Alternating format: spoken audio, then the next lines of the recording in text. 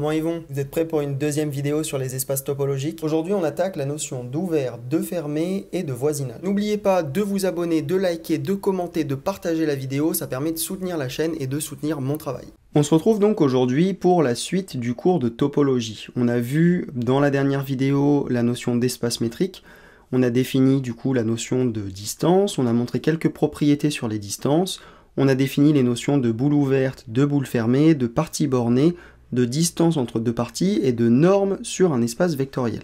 Je vous mets en haut de la vidéo le lien pour voir cette précédente vidéo que je vous invite fortement à regarder avant de passer à celle-ci. Aujourd'hui, on s'intéresse donc à la notion d'espace topologique. Alors la notion d'espace topologique est légèrement hors programme par rapport au programme de deuxième année de prépa, mais je trouve hyper intéressant de présenter quand même cette notion avec beaucoup de rigueur, parce que vous allez le voir, ça va vous permettre de construire des intuitions qui vont être indispensables dans la résolution de beaucoup d'exercices de topo. En fait, la topo, c'est une partie du programme de prépa qu'il est très facile de se représenter visuellement, et donc de pousser le curseur un tout petit peu plus loin que le programme, ça vous permet d'affiner votre intuition, et vous serez donc beaucoup plus fort sur les notions qui sont strictement au programme. Donc aujourd'hui, dans la vidéo qu'on va aborder ensemble, on va voir du coup 5 points. Le premier étant la notion d'ouvert et d'espace topologique, le deuxième étant la notion de fermé. En petit 3, on verra la notion de voisinage, donc les 3 premiers points sont quasi intégralement au programme. Et enfin, dans un quatrième petit point, on verra la notion de base d'ouvert, et dans un petit 5, on verra la notion de sous-espace topologique. Alors, grand 1, on va parler d'ouvert et d'espace topologique. On va commencer par donner la définition d'un espace topologique. Alors, on appelle espace topologique un couple grand X muni d'un ensemble d'ensembles O, où X est un ensemble et O est une famille de sous-ensembles de X qu'on va appeler des ouverts.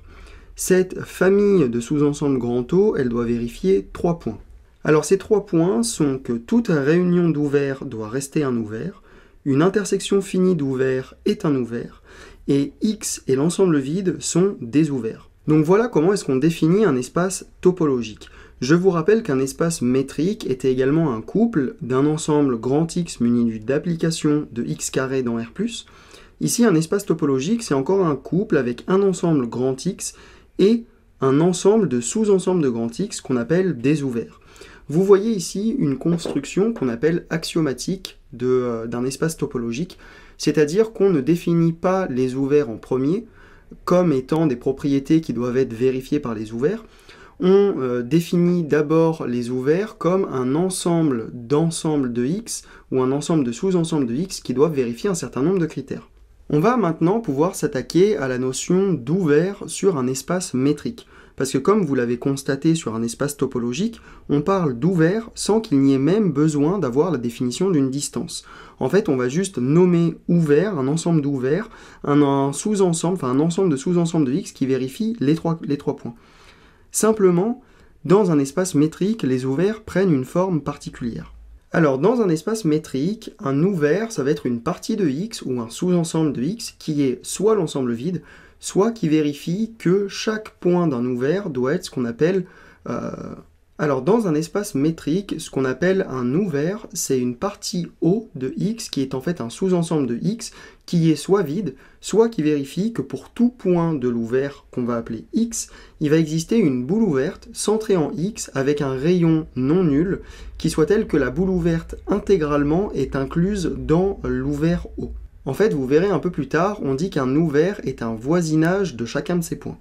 Visuellement, ça veut dire quoi? Ça veut dire que si j'ai un ouvert ici que j'ai appelé grand O, et que je choisis un point petit x qui appartient à O, et bien si je zoome suffisamment sur mon dessin, je vais pouvoir tracer une boule centrée en X qui soit telle que la boule entière reste incluse dans mon ensemble O.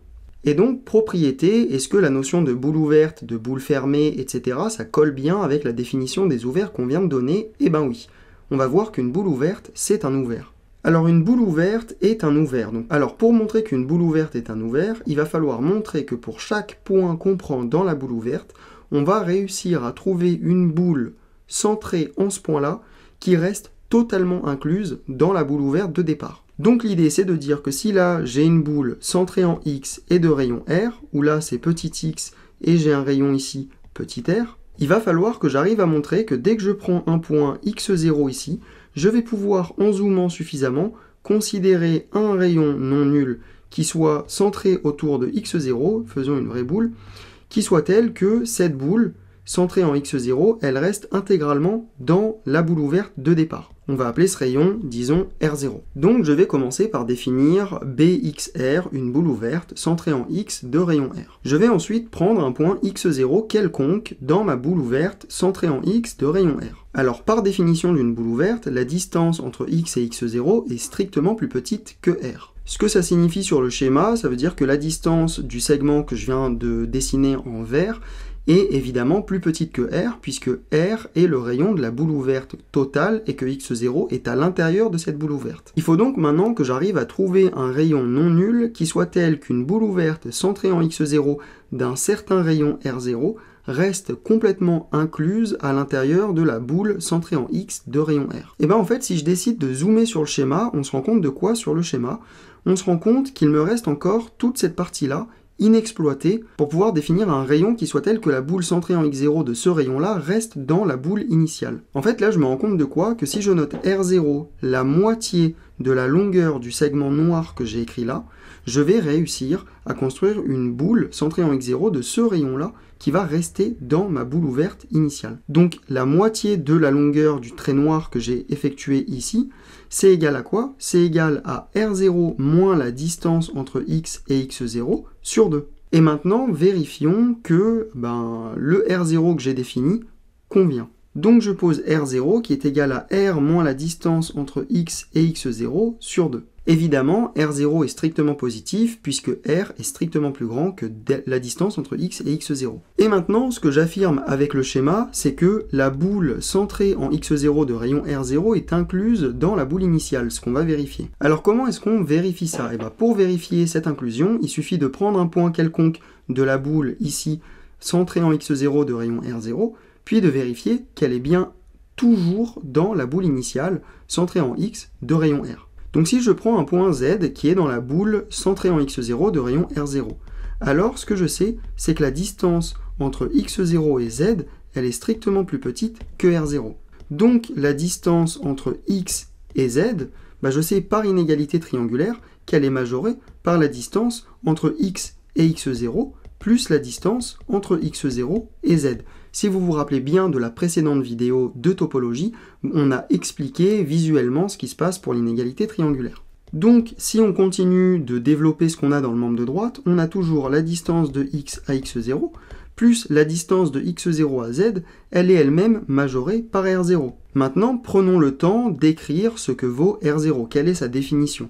Donc on a toujours une première composante qui est la distance de x à x0, plus R0 qui est égal à R moins la distance de x à x0, le tout divisé par 2. Et qu'est-ce que je trouve ici? Je trouve que la somme de ces deux éléments est plus petite que R sur 2 plus la distance de x à x0 sur 2.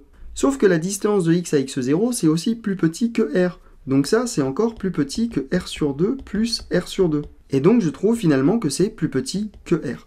Évidemment, il me faut des inégalités strictes, et j'ai bien une inégalité stricte qui arrive ici, et qui ne repart jamais.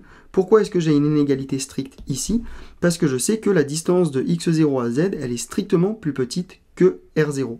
Ensuite, ici, pour la distance de x à x0, je sais que je gagne encore un strict supplémentaire, qui est inutile certes, mais je le mentionne. Donc voilà, on a bien montré finalement que la distance de x à z, elle était strictement plus petite que r. Et donc que z appartient bien à la boule centrée en x de rayon r. Donc voilà ce qu'on a montré pour prouver qu'une boule ouverte est un ouvert. Maintenant, on va montrer quelque chose qui peut faire partie des exos qu'on appelle classiques en prépa. C'est de montrer qu'un ouvert, il peut toujours s'écrire comme une réunion quelconque de boules ouvertes. Alors, un ouvert de XD est une union quelconque de boules ouvertes. On va démontrer ça. On va commencer par prendre O, un ouvert quelconque de XD. Ce qu'on sait d'après la définition d'un ouvert de XD, c'est que pour tout X qui appartient à O, il existe un rayon strictement positif qui soit tel que la boule centrée en X de rayon R est incluse dans O. Et donc ce qui va se passer, c'est qu'on va pouvoir définir le rayon maximal pour chaque x du R qui soit tel que la boule centrée en x de rayon R reste incluse dans O. Donc ce qu'on va pouvoir dire, c'est que pour tout x appartient à O, il existe un Rx maximal qui soit tel que la boule centrée en x de rayon Rx soit incluse dans l'ouvert O. Donc pour tout x dans l'ouvert grand O, il existe un rayon maximal Rx qui soit tel que la boule centrée en x de rayon Rx soit incluse dans O.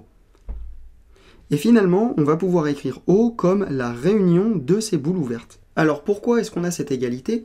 Simplement parce que chacune des boules ouvertes centrées en x de rayon Rx, elle est bien incluse dans O. Donc on a une première inclusion qui est de savoir que la réunion est incluse dans O. Mais de plus, tous les points de O font partie de la réunion à droite, puisque la réunion s'effectue sur l'ensemble des points x de O.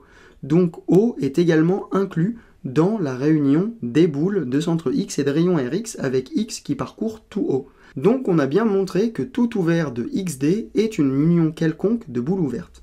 On va pouvoir passer à la notion de fermé. Alors on va commencer par donner une définition topologique des fermés avant de passer à une définition plus palpable avec la notion d'espace métrique. Alors dans un espace topologique, qui est, je vous le rappelle toujours, un couple muni d'un ensemble de sous-ensembles de x, on va appeler fermé toute partie de x ou tout sous-ensemble de x dont le complémentaire est un ouvert. On va noter F, la famille de tous les fermés. Et donc vous voyez qu'on arrive dans un espace topologique à définir la notion de fermé sans avoir besoin d'une distance. On va maintenant voir les propriétés topologiques des fermés. Donc dans un espace topologique XO, la famille des fermés, elle vérifie 3 points. Elle vérifie le premier point que toute intersection quelconque de fermés est un fermé. Vous vous rappelez que pour les ouverts, il s'agissait de toute union quelconque d'ouverts est un ouvert. Ensuite, petit 2, toute réunion finie de fermés est un fermé. Vous vous rappelez que pour les ouverts, c'était toute intersection finie d'ouverts est un ouvert. Et enfin, le vide et x sont des fermés.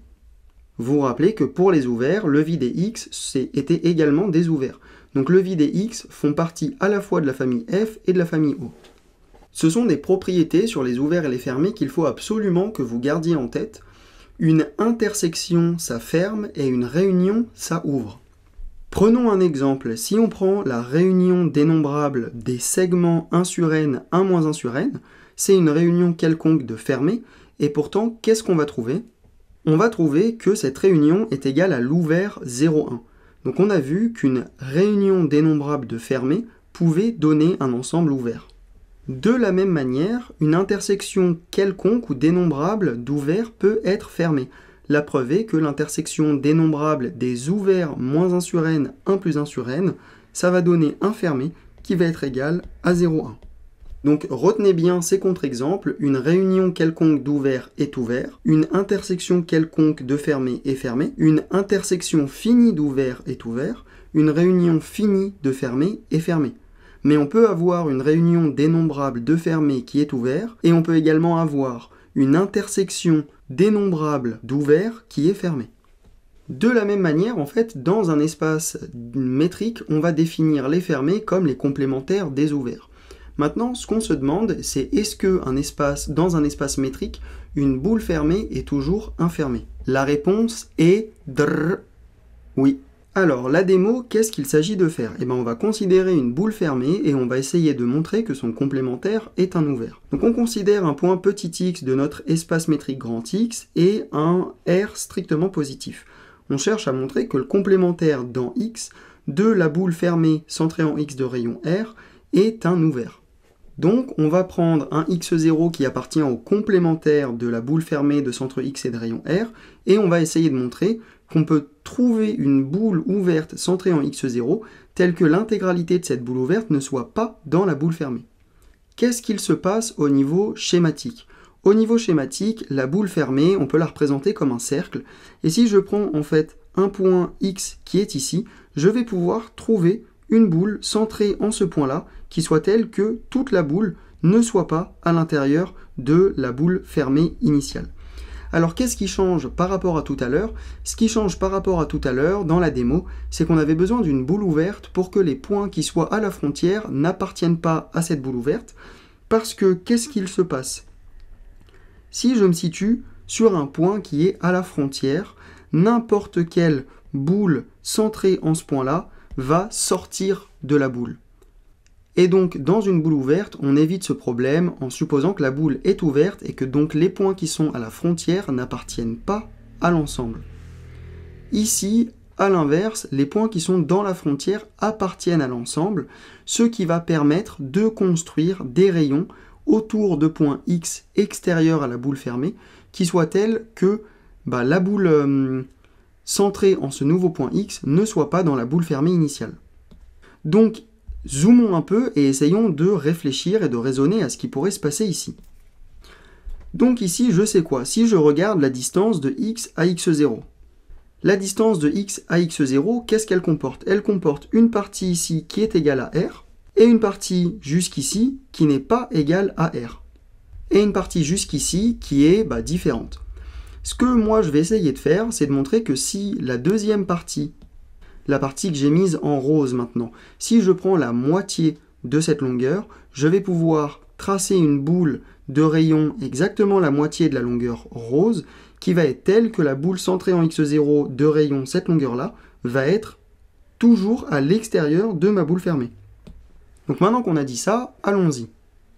Alors la distance de ce que j'avais colorié en rose, c'est la distance de x à x0 à laquelle je retranche la longueur r. Donc R0, ça va être la distance de x à x0 moins r, le tout divisé par 2. Et moi, ce que j'affirme, c'est que la boule ouverte centrée en x0 de rayon R0, elle est incluse dans le complémentaire de la boule fermée de centre x et de rayon R.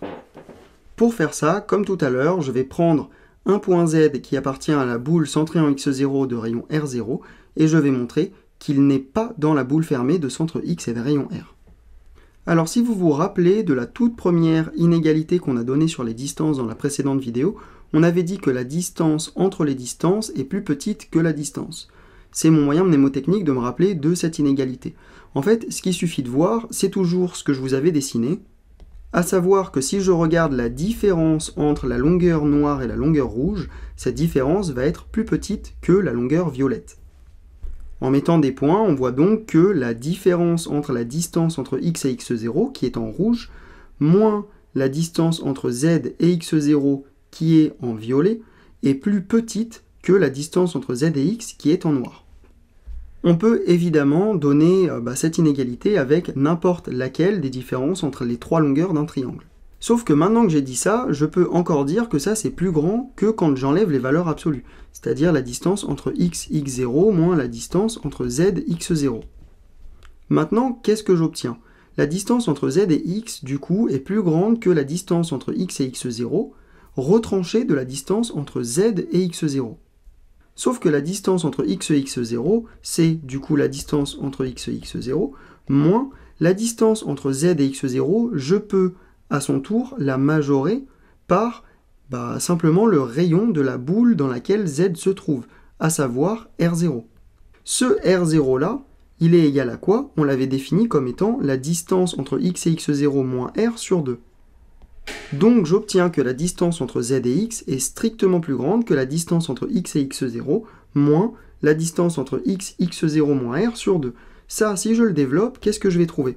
Je vais trouver la distance entre x et x0 sur 2 plus r sur 2. Simplement x il est en dehors par définition de la boule fermée centrée en x et de rayon r. Donc je sais par définition que la distance entre x et x0 est strictement plus grande que r. Donc par ce biais-là, je me retrouve avec la distance entre z et x qui est strictement plus grande que r sur 2 plus r sur 2, qui est donc plus grande strictement que r. Et donc ça me prouve que z n'appartient pas à la boule fermée centrée en x de rayon r. Et ceci me permet de conclure la preuve de ma proposition. On peut donc passer au grand 3 sur les voisinages.